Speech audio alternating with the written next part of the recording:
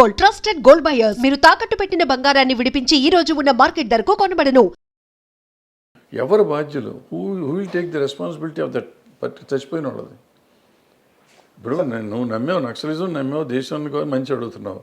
నువ్వు పోలీస్గా నువ్వు దేశాని కోసం పోరాడుతున్నావు. నువ్వు ఇద్దరు ఆలోచన మంచిదే. మధ్యలో సామాన్యుడు ప్రాణం పోతుంది. వీడికి సమాధానం ఎవరు చెప్తారు? సార్ ఇంత మంచి పాయింట్ మీద నిజంగా సినిమా నేను కూడా చూశాను. సింధు తులాని గారి యాక్టింగ్ కానీ సూపర్ ఉంటుంది. సినిమా ఆడలేదు సార్. ఎంత లాస్ అయ్యారు సార్ సినిమాలో? మొత్తం పోయింది. ప్రతి రూపాయి పోయింది. ఎంత పెట్టారు? దగ్గర ₹1 కోటి పెట్టాం. ₹1 కూడా రాలేదు. ₹1 రాలేదు. అది శాటిలైట్కి వచ్చిన కొంత వచ్చింది. అప్పుడు అంత మంచి సినిమా తీసినప్పుడు ఇలాంటి రిజల్ట్ చూసినప్పుడు ఏమనిపించేది సార్ మీకు? ఏమవుతుంది, బాధపడుతుంది. అంతకంటే ఏం చేస్తాం అంటే అది నేను ఒక రకంగా క్రౌడ్ ఫండింగ్ ఫ్రెండ్స్ పెట్టారు. తలా 10 లక్షలు వేసుకుని చేసాం ఆ సినిమా. 7-8 మందిని కలిసి తలా 10 లక్షలు వేసుకుని చేసాం. అండ్ ముందు నుంచి మెంటల్గా ప్రిపేర్డ్. మా అల్లుడు అంటా ఉన్నాడు, ఎవరి కోసం తీస్తున్నావు ఈ సినిమా, ఎవరు చూస్తారని. ఆయన అన్నాడు, నాకు నమ్మకం ఉంటుంది ఏదో చూస్తారని. నేను తప్పు, ఆయన రైట్. మీరు ఇదే తప్పు మీ కెరీర్లో ఇంత ముందు కూడా ఒకటి చేసినట్టున్నారు. అన్ని పార్టీలు తర్వాత కూడా చేశాను. ప్రతిఘటన కూడా చేశాను 2014లో మళ్ళీ. సార్ సో తప్పులు చేస్తూనే ఉంటాం, తప్పులదే ఉంది. మనిషి అన్నాక తప్పులు చేస్తాడు. ఇదే ఇందాక అన్నారు, మీరు ఏం నమ్ముతారు? నేను నమ్మిందే దాని మీద తీస్తాను. నా నమ్మకం జనానికి నచ్చట్లేదు. అండ్ మీ సినిమాలు చూస్తే సార్, మీరు ఎవరికైతే సినిమాలు తీశారో ఆర్టిస్టులు, చిరంజీవి గారు కానీ, శ్రీకాంత్ కానీ, మన సుమన్ గారు కానీ, మిగతా ఆర్టిస్టులు అందరూ, మీరు ఎవరైతే వాళ్ళ కెరీర్ స్టార్టింగ్లో మీ చెయ్యి ఇచ్చి వాళ్ళతో సినిమా తీశారో వాళ్ళందరూ అద్భుతమైన స్థానంలో ఉన్నారు. మీ చెయ్యి మీకు తప్పించి అందరికీ కలిసి వచ్చింది అంటే ఏమంటారు? అసలు తప్పు అంట. ఎందుకంటే నేను సినిమా తీసాను అంతే సార్. దీంట్లో ఏమంటారు, దాంట్లో భగవద్గీతలో చెప్తాడు కదా, నువ్వు చేయాల్సింది చెయ్యి అంతే తప్ప నువ్వు ఆశించి చేయకూడదు అంటాడు. ఏం ఆశించి చేసింది కదా ఫస్ట్ పాయింట్. ప్లస్ నా అవసరానికి చేసింది ఇదంతా. మీరు చిరంజీవి గారు అంటారు, చిరంజీవి గారికి ఆ రోజు నాకు నా రెమ్యునరేషన్గా ఆయన చేశాడు కాబట్టి నేను చేశాను. నాకు ఆ సినిమా చేద్దాం, వేరే పెట్టి ఇంకా పెద్ద హీరోని పెడతానికి నా దగ్గర డబ్బులు లేవు, నా దగ్గర ఉన్న డబ్బులకి నేను చేశాను. సో ఆయన వచ్చి మళ్ళీ మనకేదో చేయాలనుకోవటం తప్పు. భానుచంద్ర అయినా, సుమన్ అయినా, శ్రీకాంత్ అయినా, ఎవరైనా కానీ నా అవసరానికి ఆ రోజు నేను చేశాను తప్ప వాళ్ళని ఉద్ధరిద్దామనో అని ఏమీ లేదు. వాళ్ళకైనా సెంటిమెంట్ ఉందో ఏమన్నా ఉంది మావాడు అనుకుంటే అనుకోవచ్చు, తప్పులేదు.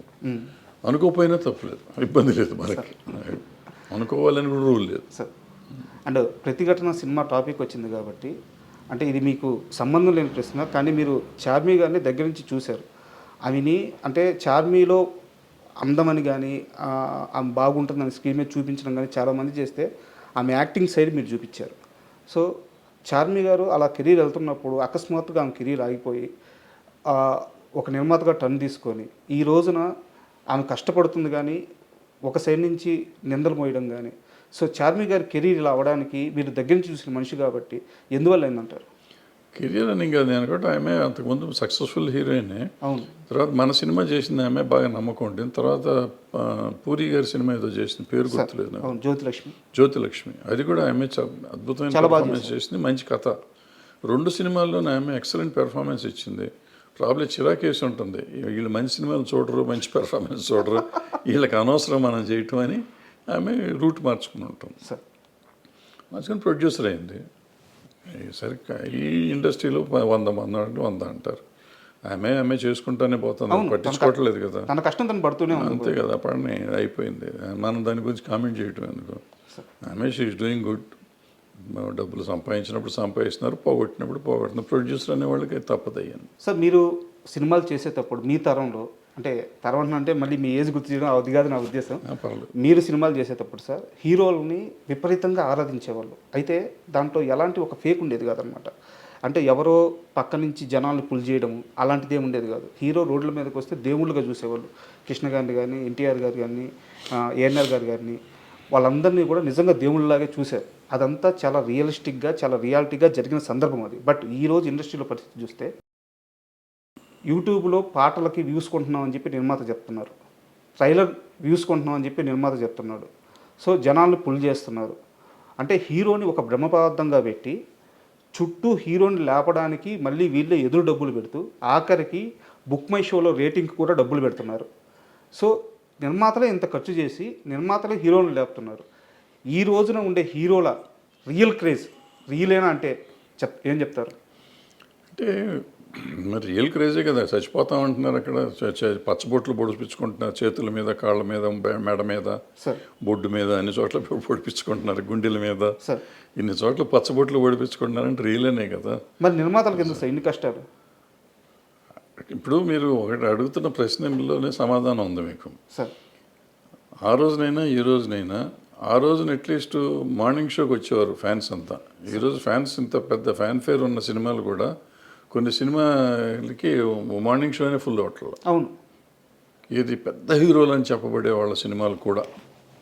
అంటే మరి దాంట్లోనే అర్థమైపోతుంది. మళ్ళీ అక్కడేమో హయ్యెస్ట్ ఫ్యాన్స్ ఉన్న హీరో అంటారు వాళ్ళు. మరి ఆ హీరో సినిమా మార్నింగ్ షోనే ఫుల్ అవ్వాలిగా. సోషల్ మీడియాలో ఒక్కొక్కరు హ్యాండిల్ చూస్తే కొన్ని మిలియన్స్ సినిమాలు మార్నింగ్ షో ఫుల్ అవ్వట్లేదు. మార్నింగ్ షో ఫుల్ అవ్వట్లేదు. మరి ఆ పరిస్థితి ఏమొస్తుంది? ఏం చెప్పలేము. ఇప్పుడు ఏమైపోయింది, సోషల్ మీడియా అయిపోయింది. ఎక్కువ మంది ఈ సోషల్ దాంట్లో పేర్లు పెట్టుకుని వాళ్ళ వ్యూస్, యూట్యూబ్ కోసం వచ్చేవాళ్ళు కొంతమంది, టీవీలో కనపడటం కోసం వచ్చేవాళ్ళు కొంతమంది, వీళ్ళంతా ఫ్యాన్స్ అయిపోయారు. నిజంగా ప్యాషనేట్గా ఆయన కోసం, పలానా హీరో కోసం నేను ప్రాణం ఇస్తాననే వాళ్ళు బయటకు చెప్పేవాళ్ళే కానీ ఇచ్చేవాళ్ళు తక్కువ. ఓ 10%, 20% ఉంటారు.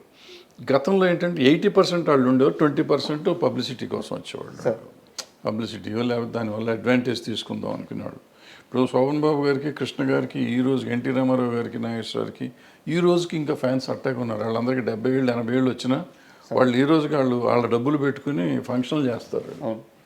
కృష్ణ గారికి ఏ ఊళ్ళో పెడితే ఆ ఊరిలో విగ్రహం పెడుతున్నారు ఇప్పుడు వాళ్ళ సొంత డబ్బులతో. శోభన్ బాబు గారికి ప్రతి సంవత్సరం ఆయన బర్త్డే రోజు జనవరి 30వ తారీఖు, జూన్ 30వ తారీఖు అనుకున్నప్పుడు వాళ్ళు రెగ్యులర్గా ఏదో ఇది చేస్తూ ఉంటారు, ఫంక్షన్లు చేస్తారు, లక్షలు ఖర్చు పెట్టి. సో మరి ఏం చెప్తాం అంటే వాళ్ళకి అంత అభిమానం ఉంది, ఇప్పుడు కూడా వాళ్ళు చేసుకుంటున్నారు. సో ఇవన్నీ ఏంటంటే అభిమానం. మరి ఇప్పుడు ఉన్నవాళ్ళు మరి మార్నింగ్ షో రావట్లేదు జనం. అంటే వాళ్ళు 300-400 రూపాయలు ఖర్చు పెడతారు. ఇప్పుడు ఉన్న 10 మంది 20 మంది లక్షలు ఖర్చు పెట్టి చేస్తున్నారు.